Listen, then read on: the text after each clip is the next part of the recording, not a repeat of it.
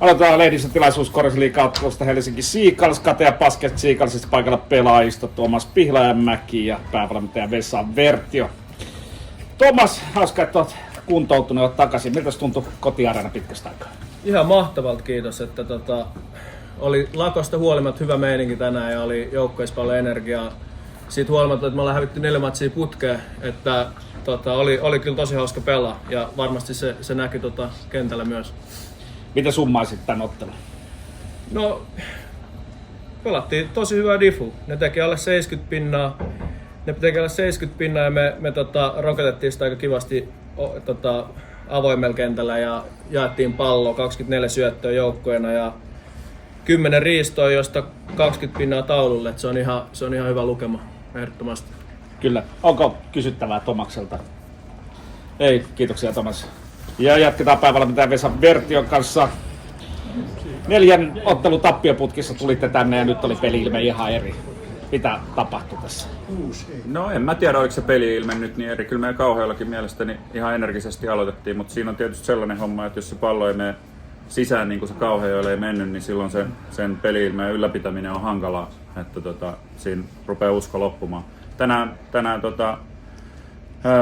saatiin palloa sisäänkin, mutta kyllä me 2 päivää puhuttiin tuossa välissä niin enimmäkseen puolustuspäästä ja niin kuin Tomas sanoi, niin kyllä se hyvin onnistui. Mitkä oli tänään ne tärkeimmät tekijät, että voititte? No meillä oli taktiikka viimeksi tuolla Joensuussa hävittiin, niin Lufille pääsi rellästämään niin sanotusti noista pick and popeista aika pahasti, niin oltiin puhuttu siitä, että hänen kanssa vaihdetaan paljon screenejä ja onnistuttiin siinä ihan mukin menevästi, että sitten hän menee tietysti niin kuin korjalle pelaamaan ja siinä on sitten omat niksinsä puolustaa sitä, mutta se oli taktiikkaa siinä, niin kuin jätkät teki tosi hyvää duunia sen asian toteuttamisessa. Hyvä, ei muuta kuin tsemppiä loppukauteen. Kiitos paljon. Jatketaan lehdistötilaisuutta ottelusta Helsinki Seagulls Katea Basketista paikalla täällä pelaajista Ville Karhu ja tänään päävalmentajana toiminut Teemu Turunen. Ville, mietteet pelistä?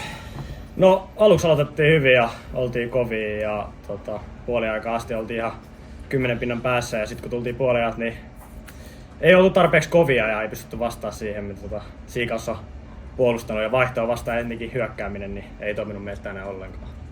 Seagullsilla oli 22 syöttöä, eli pallo liikkui siellä aika kovaa. Oliko vaikea puolustaa heitä vastaan? No oli vähän erilaista kuin Joensuussa silloin Seagullsia vastaan, että ei pystytty oikein rotaatioitakaan tekemään, kun pallo liikkui tosi nopeasti ja sen takia ne sai helppoa heittoja ja oli valmiin pelaamaan paremmin kuin me. Hyvä, kiitoksia Ville. Kiitos. Ja jatketaan tänään päivällä toimineen Teemu Turusen kanssa. Teemu, mietteet pelistä. Mun mielestä on niin aika vastakohta siihen, mitä Joensuussa pelattiin muutama viikko sitten, paljon tässä nyt on, että silloin mun mielestä me oltiin energisempi joukkue ja tänään Seagulls ehdottomasti energisempi. Meillä 17 menetystä, enemmän menetyksiä kuin syöttöjä ylipäätänsä ja Villekin tuossa puhui, niin hyökkäyksen toteuttaminen ihan parhainta. Seagullsin päävalmentaja sanoi tuossa, että he olivat erityisesti keskittyneet tänään, että sinne ei pääse Lufille mellastamaan helposti, niin näkyykö se yhtään tuolla kentällä? Ja mä veikkaan, mitä Vesa äsken sanoi, että hän tarkoitti Ekekäsen poppaa. Anteeksi, Ekekäsen. Mutta niin siinä he onnistui hyvin ja niin myös itse valmentajana niin en sitten löytänyt siihen semmoisia ratkaisuja ainakaan, mitkä menis perille, että onneksi niin ollaan vasta tässä vaiheessa sarjaa, että hieno oppitunti meille, mutta näistä pitää myös sitten oikeasti oppia. Mitä tästä on opittavaa? No ensinnäkin nyt toi vaihtoa vastaan pelanneen hyökkäyksessä, mutta sitten semmoinen niinku yleinen fyysinen presence puolustuksessa, että mun mielestä me juostiin koko ajan vähän perässä ja Seagulls teki aina sen aloitteen, että kyllä meidän pitää olla se aloittavan tekevä joukkue. Hyvä, kiitoksia Teemu. Yes, kiitos.